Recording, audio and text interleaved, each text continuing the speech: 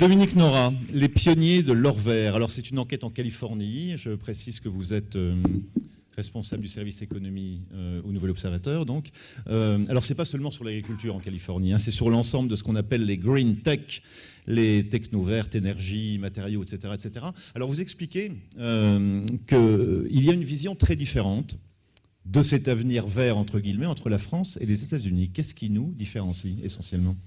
Oui, en fait, j'ai découvert ces sujets parce que j'ai été m'installer à San Francisco pour couvrir... Vous avez travaillé là-bas longtemps, hein, c'est ça ? Voilà, notamment pour le Nouvel Observateur Challenge, la campagne électorale présidentielle, donc c'était en 2007.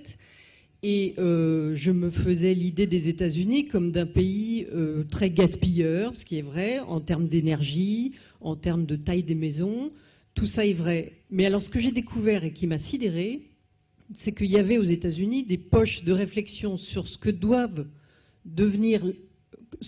être l'avenir de l'énergie, qui est beaucoup plus en avance que ce qu'on pratique en Europe. Donc ils ont le zèle des convertis, et ce que j'ai découvert, c'est que tous les gens de la Silicon Valley, qui sont les gens qui ont fait la révolution des microprocesseurs, puis de l'informatique, puis de l'Internet, puis du web mobile aujourd'hui, sont des gens qui misent à fond leur argent, leur énergie, leur créativité, leur capacité d'innovation dans les énergies renouvelables, le solaire, l'éolien, mais aussi tous les moyens d'économiser l'énergie et de construire une société plus frugale en énergie.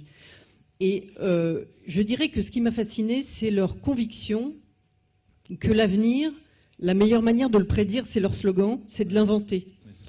Et donc, ils sont en train, pour certains d'entre eux, de créer des startups, des PME basées sur l'innovation, qui vont peut-être révolutionner la planète. Et c'est cette foi dans le progrès, mais je ne dirais pas le progrès de la technologie pour la technologie, mais dans la technologie mise au service de valeurs, de la frugalité, de l'économie, d'un développement autour des énergies renouvelables et non pétrolières, qui m'a fasciné avec des exemples concrets. Donc je vais décrire dans le livre l'histoire de ces entrepreneurs. Cela dit, ces pionniers de l'or vert, ils ne sont pas du tout, comment dire, écolos entre guillemets, quoi.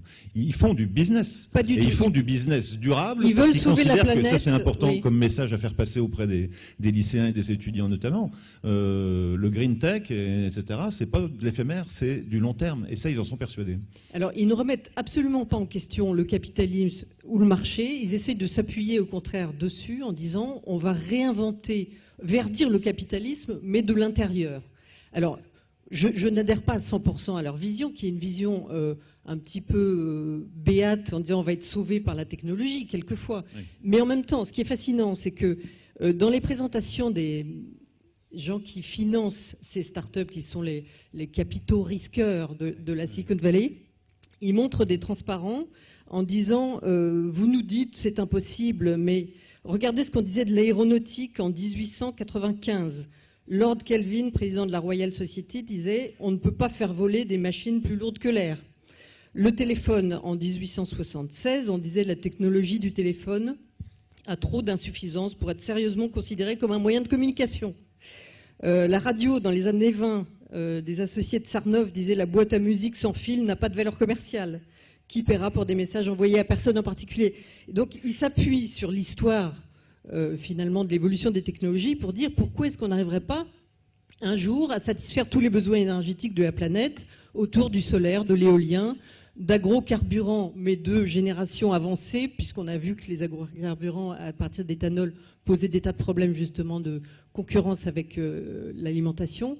Et donc voilà, c'est cette démarche un petit peu techno-optimiste que j'ai voulu ramener des États-Unis avec ce livre, tout en prenant quand même des distances sur une vision un petit peu béate de dire que c'est la solution à tous nos problèmes. C'est pas le cas. Mais enfin, il y a quand même cette espèce de piqûre d'optimisme dont je trouve l'Europe aujourd'hui a besoin, en disant le progrès est pas mort.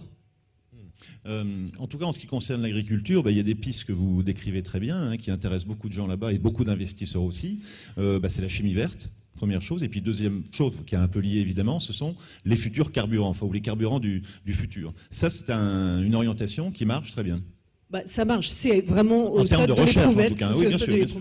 C'est tout ce qui est... Sinon, ça saurait, hein, si on avait trouvé le substitut du pétrole, on vous le dirait, je vous promets. Mais bon, alors, c'est tout ce qui ressort de la biologie synthétique, Alors ça fait un petit peu peur parce qu'en fait il s'agit d'ingénierie génétique très très poussée sur des micro-organismes, des algues, des bactéries qu'on transforme en micro-usines et qui crachent du pétrole, en fait à base du sucre et puis qui par fermentation fait des carburants.